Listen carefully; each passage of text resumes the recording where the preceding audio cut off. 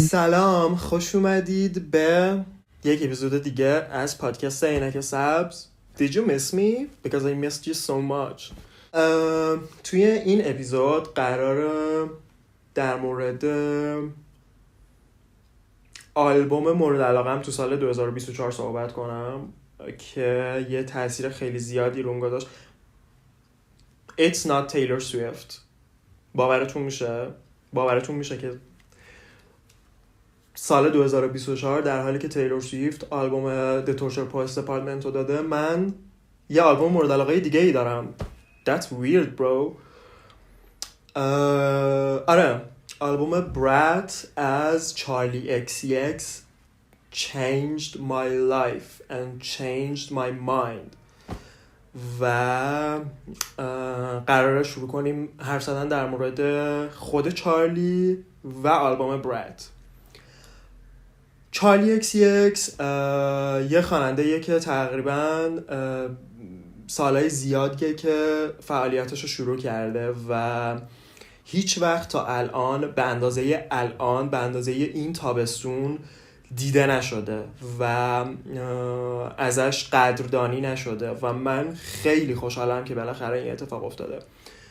چارلی آهنگای هیت زیادی داره مثل فنسی که یه آهنگ خیلی موفقی بود، اما خب هیچ موقع تا حالا نتونسته بود مثل آلبوم برات و یعنی خب هیچ آهنگ یا آلبومی نداده بود که بتونه به اندازه برات تاثیرگذار باشه و دیده شه و تبدیل بشه به یک موسیقی مینستریم و ایمپکت داشته باشه توی دنیای موسیقی. چارلی همینجور که آهنگای موفق زیادی داره، آهنگای بعضی از سلبریتی های معروف مثل کامیلا کابلو و شان مندز که آهنگ سنیوریتا رو مثلا چارلی XCX نوشته و خیلی آهنگای دیگه. اما خب بحث امروز ما در مورد خود چارلی نیست، در مورد آلبوم برات. اول از همه بیایید در مورد این صحبت کنیم که واژه برات یعنی چی. واژه برات یعنی لوس، یعنی من. البته خب دیدین دیگه یه سری عروسک هم که یه شباهتی به باربی دارن با اسم برات وجود داره که خیلی هم معروفن. از اونجایی که متوجه شدید و دیدید همه جا، اگه خب ترندا رو دنبال کنید و توی فضای مجازی بوده باشید، امسال همه جا برات بود و همه جا سبز نئونی بود و مثل سال پیش که باربی یک ترند بزرگ بود، امسال برات تابستون رو دست گرفت و امسال همه چیز برات بود. آلبوم برات یک آلبوم فوق‌العاده جسورانه، فوق‌العاده احساسی و میدونین یه آلبوم فوق‌العاده تأثیرگذار توی فضای الکتروپاپ و دنس پاپ داشت که از اونجایی که میدونین خب سلیقه من معمولا همچین آهنگایی نیست. اگه منو دنبال کنین توی اینستاگرام میدونین که من آهنگایی رو دوست دارم که خداحافظ لندن یا همچین چیزی. اما من اولین بار که آلبوم برات رو گوش دادم، در حالی که اصلا نمیخواستم گوش بدم، من معمولا همچین سبک موسیقی رو گوش نمیدم و دوست ندارم و لذت نمیبرم، اما خب یه روز این شکلی بودم که بذار بهش یه فرصت بدم و امتحان کنم و ببینم که شاید خوشم اومد. و یادم اولین آهنگی که من از آلبوم برات گوش دادم اپل بود که اولین دفعه‌ای که به این آهنگ گوش دادم این شکلی بودم که Damn Charlie, what the fuck are you talking about? Slade, like literally Slade. آلبوم برات سبک الکتروپاپ رو داره بیشتر و یه جورایی ادای احترام به دهه 90 و 2000 میلادیه و تأثیر گرفته شده از صحنه‌های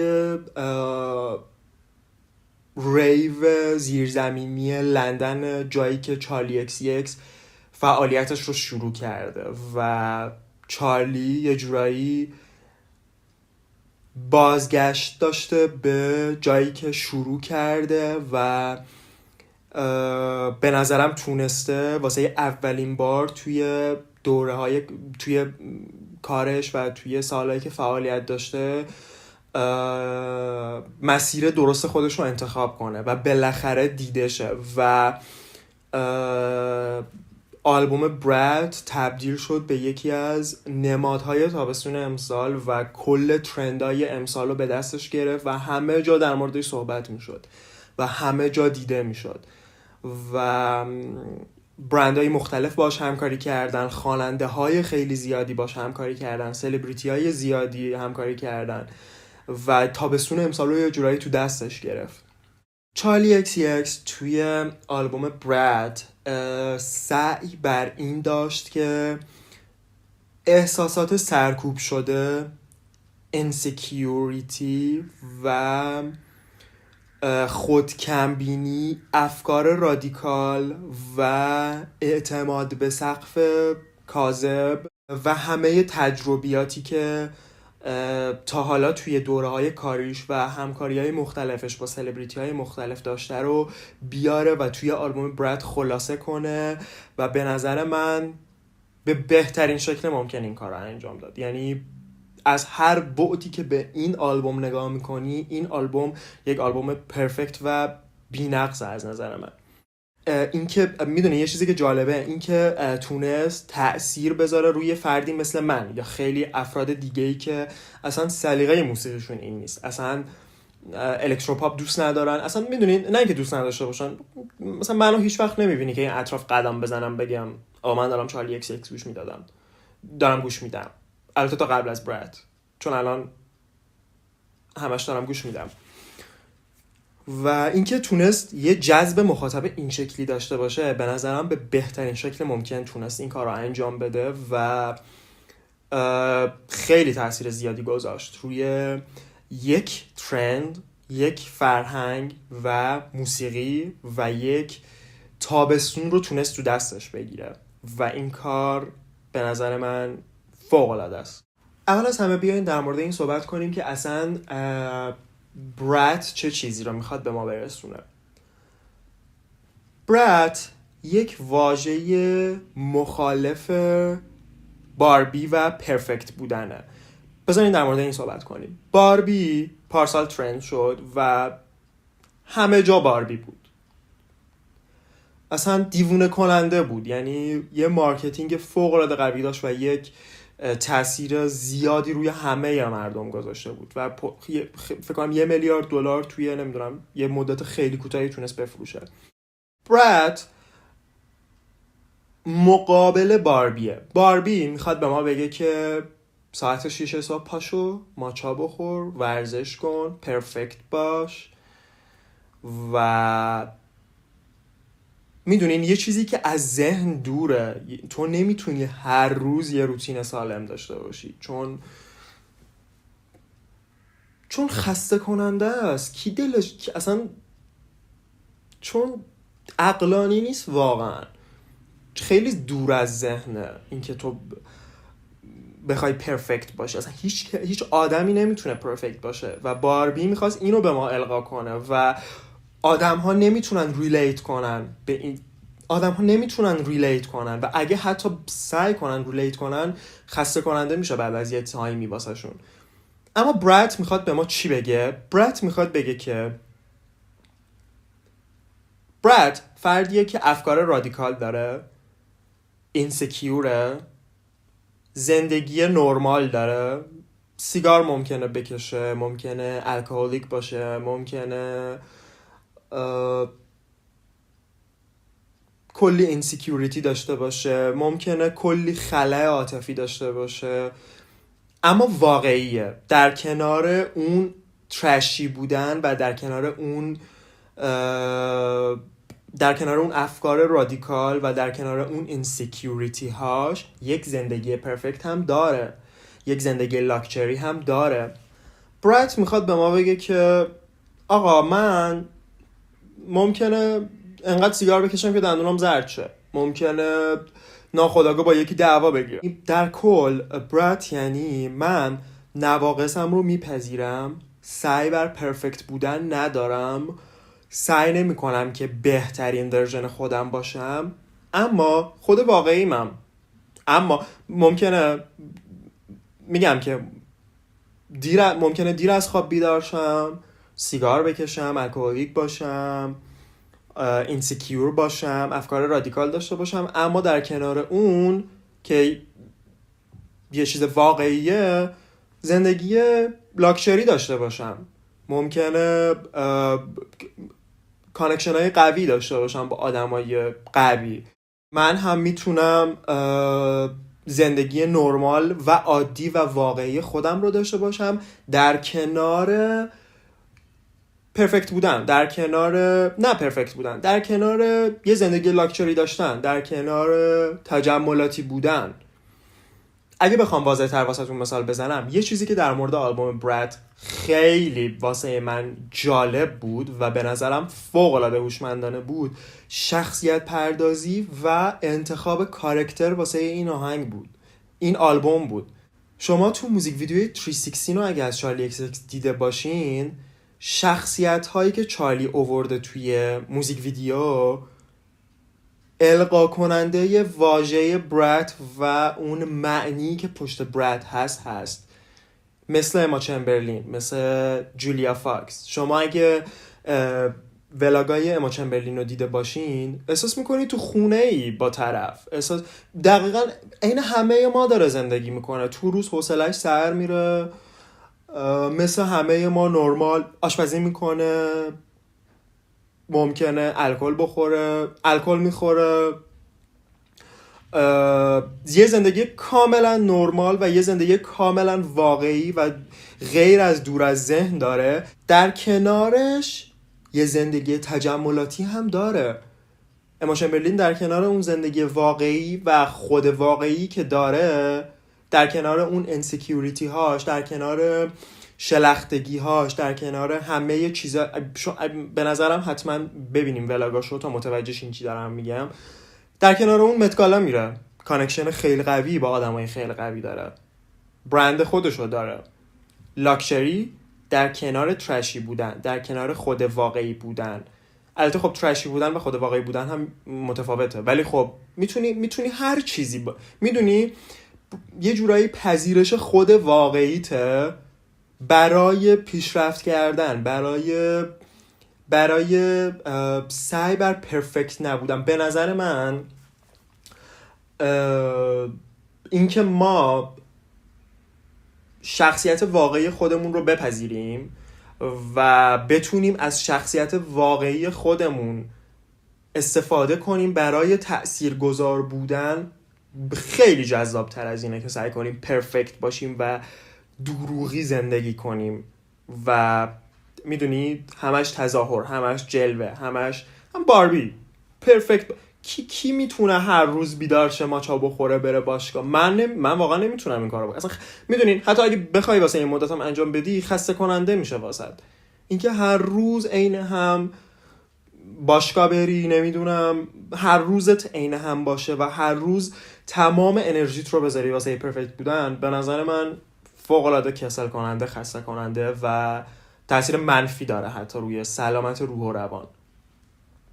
تا اینکه تو تلاشت رو واسه سلامتیت انجام بدی، تلاشت رو واسه مثلا کارت انجام بدی، تلاشت رو واسه پیشرفتت انجام بدی، اما خود واقعیت رو هم داشته باشی. سعی نکنی که تغییرش بدی واسه اینکه یه چیزی رو به دست بیاری، یه چیز دروغی رو به دست بیاری، یه ظاهر فیک رو به دست بیاری توی سوشال میدیا و کانکشن های دیگر بیرون از خونه با آدما. یه چیز دیگه ای که در مورد آلبوم برات وجود داره، از نظر من توی این دنیای مدرن که تا یه حد زیادی تابوها شکسته شدن، چارلی XX تونست یه سری تابوها و یه سری حد و مرزهای دروغ و الکی و افراطی و سنتی رو بشکنه و این فوق‌العاده است، این عالیه و به بهترین شکل ممکن تونست انجامش بده. و مثلا شما توی آهنگ اپل که به تبدیل به یه آهنگ مینستریم شد و خب یه رقص خیلی ترند هم داره توی تیک تاک که همه جا دیدیمش. I think the apples. Yeah, you know what I'm saying. آهنگ اپل در مورد تروماهایی که از نسل به نسل منتقل شدن و چارلی میگه که من میخوام که این تروماها رو پایان بدم. من تروماهایی که از نسل‌های قبلی به ما رسیده نمیخوام اینا رو بپذیرم، میخوام کنترلشون کنم، میخوام میدونین چون که نسل زد خیلی نسبت به تروماها و اتفاقهایی که داره میفته خیلی آگاهه و پذیرش خیلی زیادی داره نسبت به این موضوع خوشبختانه. و این آلبوم و به خصوص این آهنگ اپل که در مورد این تروماهایی هستن که از نسل به نسل منتقل شدن میدونین به نظرم خیلی خوب تونست پیامش رو برسونه و به نظرم حتما برین لیریک همه آهنگاش لیریکای خوبی دارن و اپل به ویژه بیشتر داره و در کنار با اینکه مثلا خب آهنگ‌های روانشناسی آهنگ‌ها با بار معنایی ذهنی و با بار روانشناسی خب خیلی کم پیش میاد که تبدیل بشن به یک آهنگ مینستریم و چارلی XCX انقدر خوب تونست اینو انجام بده و انقدر خوب تونست از لحاظ متن آهنگ و از لحاظ سبک موسیقی و از لحاظ میدونید تونست که یک آهنگ روانشناسی رو به یک آهنگ دنس تبدیل کنه.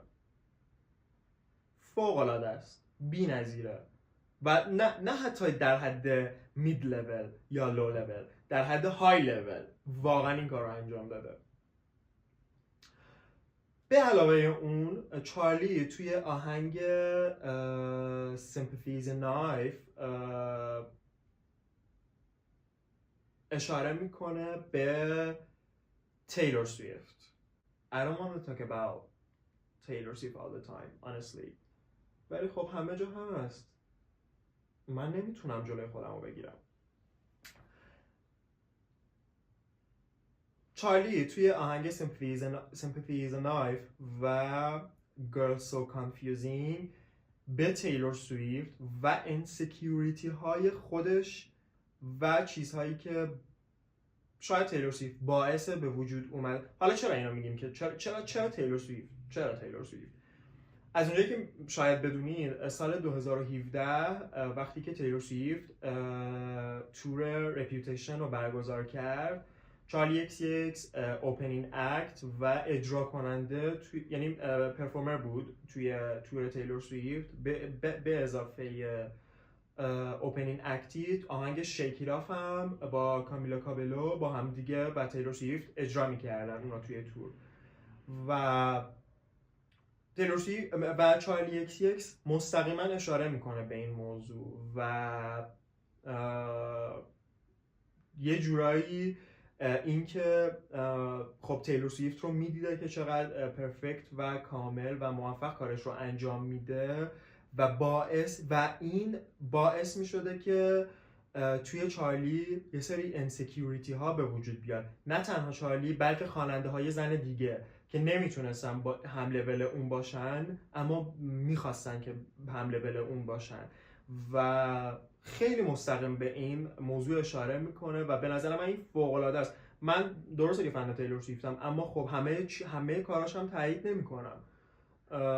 حالا بخوام یه پرانتزی مثلا باز کنم، مثلا من تایید نمیکنم که چرا تیلور وقتی که خب مثلا امسال بیلی آلبوم خیلی فوق العاده ای داد، چارلی دارم میگم آلبوم مورد علاقم بود واقعا و خب اگه که باشین توی این صنعت موسیقی و دنبال کنین میدونین که تیلور سویفت بلاک کرد همه خواننده هایی که آلبوم دادن امسالو برای نامبر وان شدن و خب هر مثلا تو هفته‌ای که مثلا بیلی آلبوم داد تیلور اومد یه ورژن جدیدی از آلبومش رو داد و باعث شد که بلاک شه. البته خب نمیتونم بگم 100% تایید میکنم یا نمیکنم، این یه رقابت تو دنیای موسیقیه و میتونه منطقی باشه اما من نمیپسندم واقعا این حرکت رو، چون که دوست دارم از آرتیست های نوپاتر، حالا مثلا مثل نوپا نه و آرتیست هایی که میدونین توی یه موقعیتی قرار گرفتن که بیشتر دیدشن و موقعیتی قرار گرفتن که بالاخره دیدشن، مثل چارلی، مثل بیلی. خب آلبوم هیت می هارد اند سافت فوق العاده بود. مثلا آهنگ چیرو رو من نمیدونم روزی 10 بار گوش میدم هنوزم و خب واقعا دلم میخواست که مثلا نامبر وان شه، اما خب تیلور جلوی این کار رو گرفت و اینها باعث به وجود اومدن یه سری اینسکیوریتی میشه توی دنیای موسیقی برای آرتیست های دیگه و چارلی کاملا مستقیم به این موضوع اشاره میکنه. و یه چیز جالب دیگه ای هم که داره اینه که خب مثلا توی آهنگ مثلا Girls So Confusing با لورد همکاری میکنه. شما میدونین که لورد دوست صمیمی تیلور سویفت بود یه زمانی و هنوزم هست.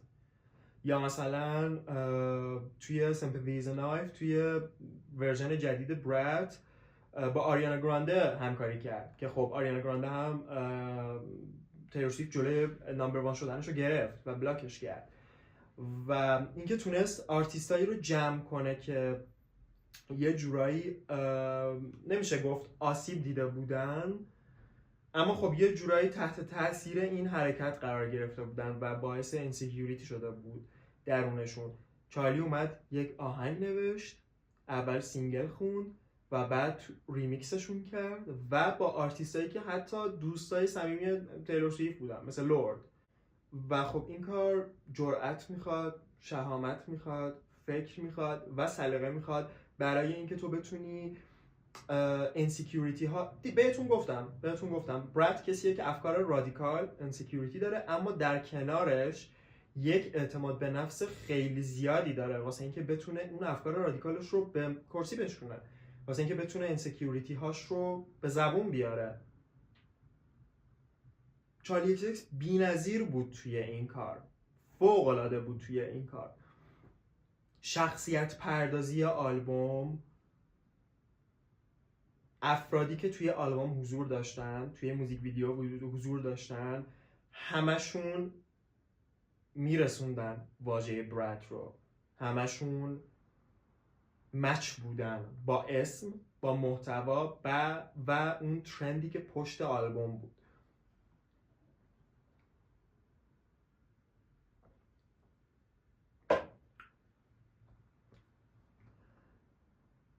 براد فردیه که ساختار شکنه، فردیه که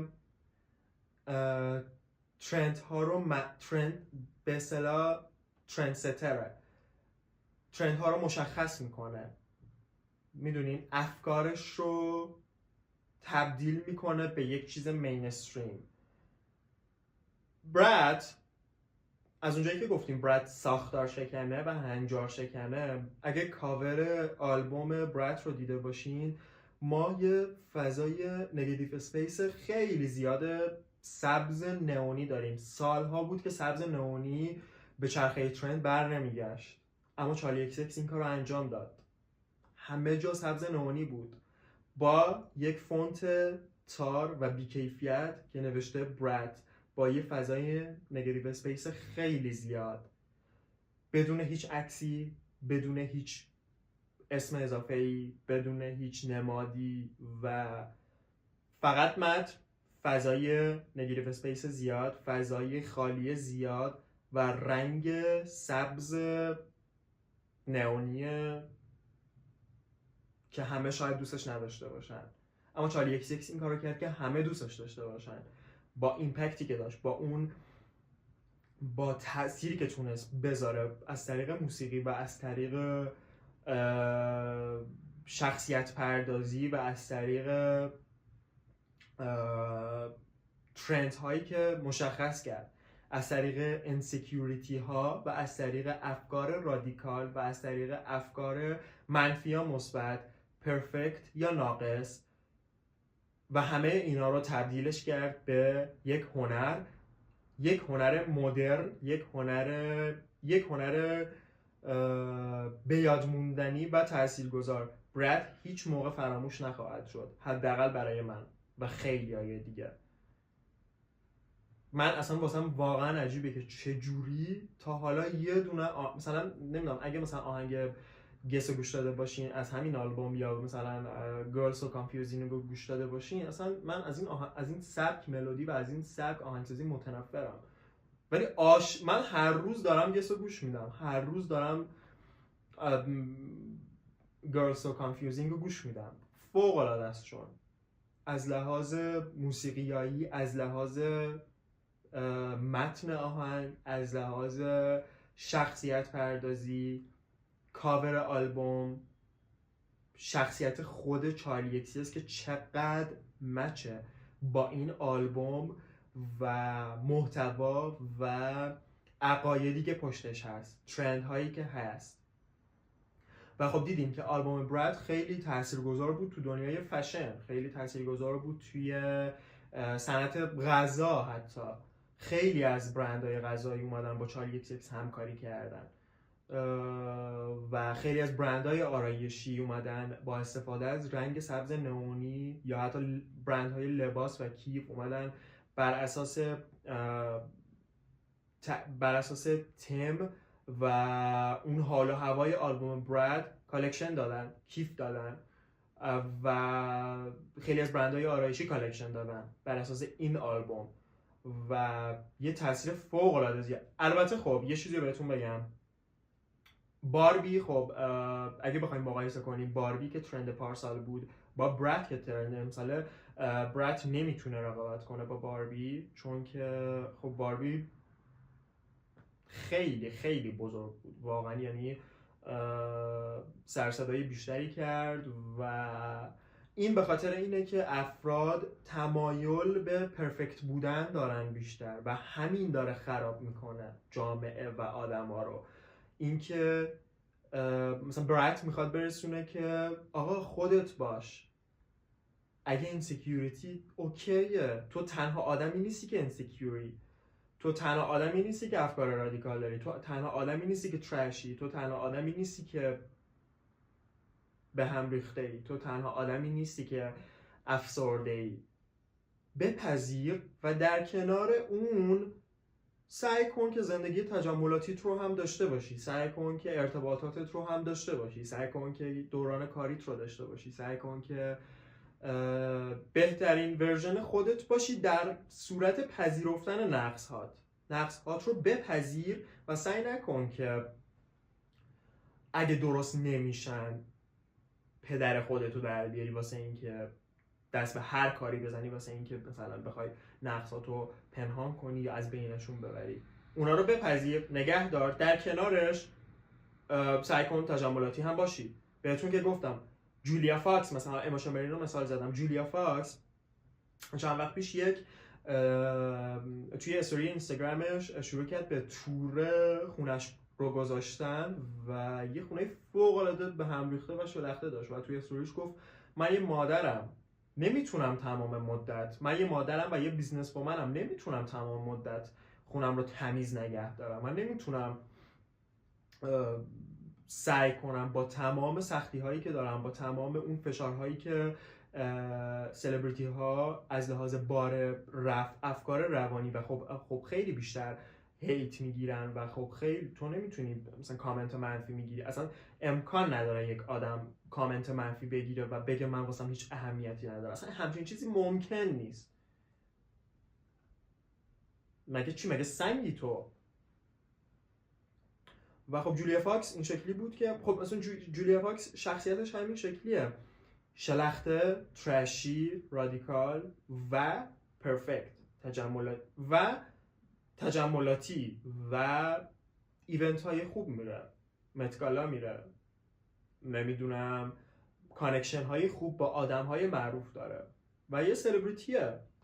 و خب یه چیزی که در مورد برایت من خیلی دوست دارم اینه که باعث شد من بتونم بیشتر خودم رو بپذیرم.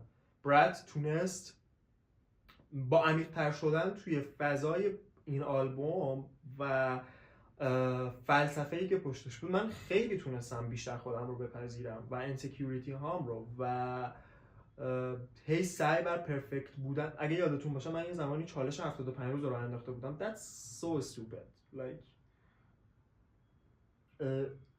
bitch.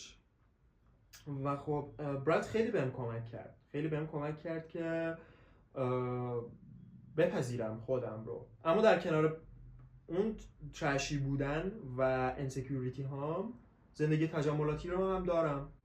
شما اگه خیلی وقت باشه که منو دنبال کنین میبینین که با دوستان جای خفن میرم، غذای خوب میخورم، مسافرتم رو میرم، اما خب خونم همیشه تمیز نیست، افکارم همیشه درست نیست، به خاطر اینکه من یه آدمم، به خاطر اینکه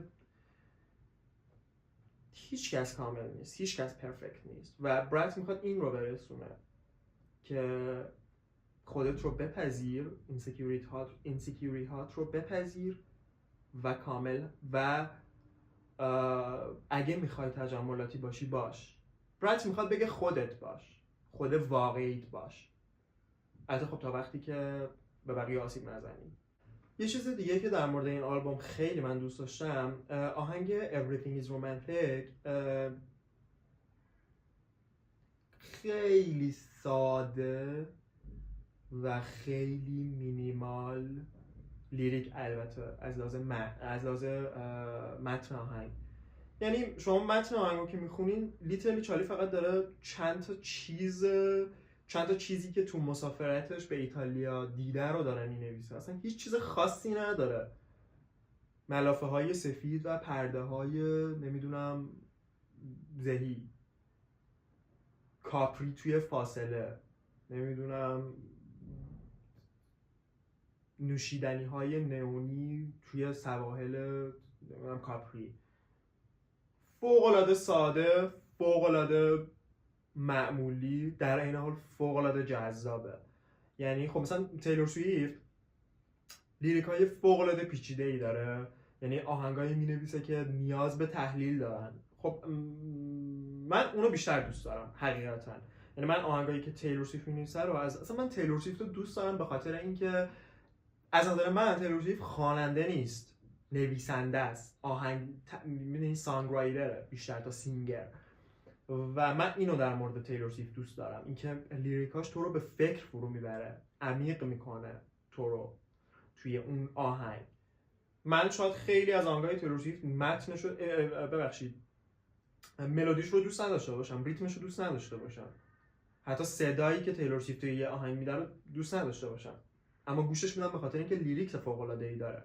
اما خب میگم که مثلا آهنگایی که لیریکای معمولی تر دارن، مثل همین Everything is Romantic مثلا، خیلی کمتر نظر منو جلب میکنه، اما انقدر این آهنگ زیبا ساخته شده، انقدر خوب آهنگسازی شده، انقدر چارلی تونسته با کلمات فوق‌العاده ساده، با جمله های فوق‌العاده ساده این آهنگو جذاب در بیاره که مثلا آهنگ مورد علاقه من مثلا از آلبوم همین یه دونش همین Everything is Romantic و اپل و کلاب کلاسیکه و این خیلی واسم جذابه واقعا و خیلی جالبه. به نظرم اگه آلبومو گوش نکردین کامل، حتما از اول تا آخر همه رو گوش بدین، مخصوصا متن آهنگو، و سعی کنین که بیشتر عمیق شین توی محتوای آلبوم، چون همه چیز به نظرم نباید به موسیقی صرفا جهت اون صدایی که خواننده میده گوش کرد یا ریتم آهنگ. به نظر من لیریکس البته واسه من این شکلیه، لیریک مهمتره، واقعا مهمتره. و خب آلبوم برات با تمام سادگیش در عین حال پر سر و صدا بودنش و ترشی بودنش یه تاثیر فوق‌العاده‌ای گذاشت روی صنعت موسیقی، ترندهای امسال، تابستون و یک فرهنگ درست. به نظرم من ترجیحم با برات بودنه تا باربی بودن، ترجیحم با خود واقعی بودنه و پذیرفتن خودمه. من همینیم که هستم تا اینکه بخوام سعی کنم پرفکت باشم، چون در اون اصلا غیر ممکنه. امیدوارم از این اپیزود لذت برده باشین و